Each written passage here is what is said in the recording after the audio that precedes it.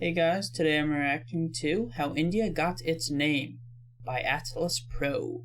So, should be pretty interesting. Let's give it a watch. I'm guessing it has something to do with the Indus Valley, the Indus River.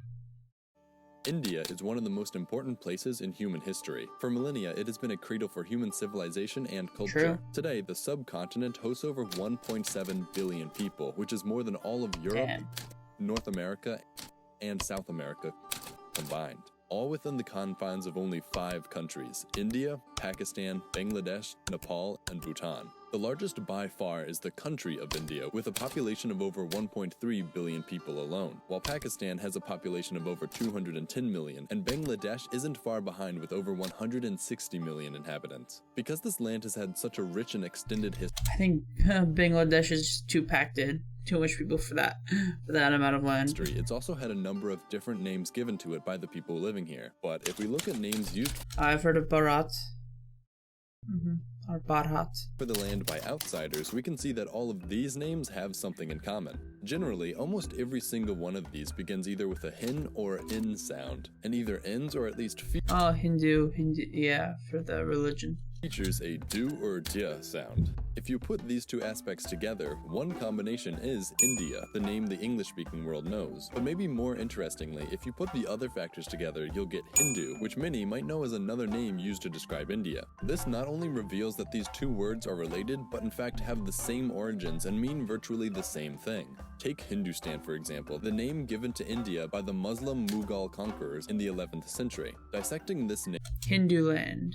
We get Hindu and Stan. Stan in this context translates into land of. That's why so many Muslim-influenced countries end with Stan. So then Hindustan basically means land of the Hindu. Looking at India, we can do the same thing, Ind and Ia. Ia is also just a common ending in Latin to mean land of, and that's why so many places end with Ia as well. So India basically means the land of the Ind, which we just saw means Hindu. The modern Chinese name for India is even more simple, Yindu, which just derives from Hindu.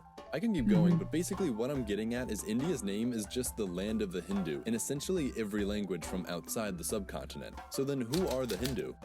Well, the Hindus weren't really a unified people group. There was never a Hindu empire or anything. Of course, there were empires consisting of Hindus, but that's never really how they were identified. More so, being Hindu was a designation for where these people lived. The original name Hindu was applied to those who lived along the northern part of what they called the Sindhu River, located mostly in modern-day Pakistan. This river was not only the starting point for the rest of Indian civilization to spring from, but it was also necessary to cross to enter the rest of India from the west. So when the Achaemenid Empire came to control these lands from the west, they used the name of this important river to refer to the entire land, and the people who lived here. And in their language, the Sindhu River became the Hindu River. Then on the other side of the empire were the neighboring Greeks, and to them, Hindu turned into Indus. And finally, this was passed to the Romans, who turned it into Indus, and that's what the English-speaking world knows the river as today. So if this was the Indus River to the Romans, then the land around it became the land of the Indus, India.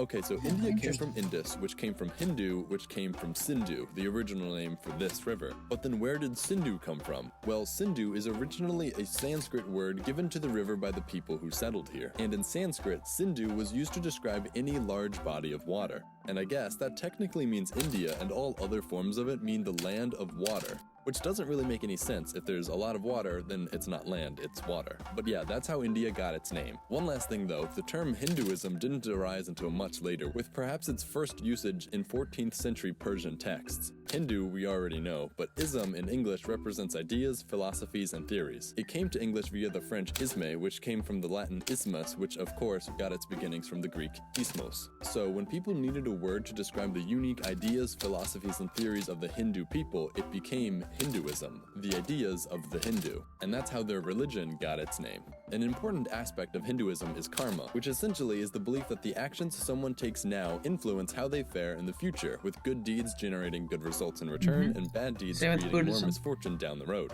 A good example of this karma is my Patreon. All of the money that gets donated helps me make more and better videos, which in turn results in you getting to like these guys. There's a link in the description. Seriously, thank you to those who help keep this. Let me know if there are any other places. Alright, that was a pretty interesting video, and definitely support this guy if you want to. The link to the original video will be in the description box below. And yeah, comment down below with your thoughts and recommendations for future videos. And if you enjoyed my reaction, please give this video a like and subscribe to the channel. Alright, thanks for watching now. Bye bye.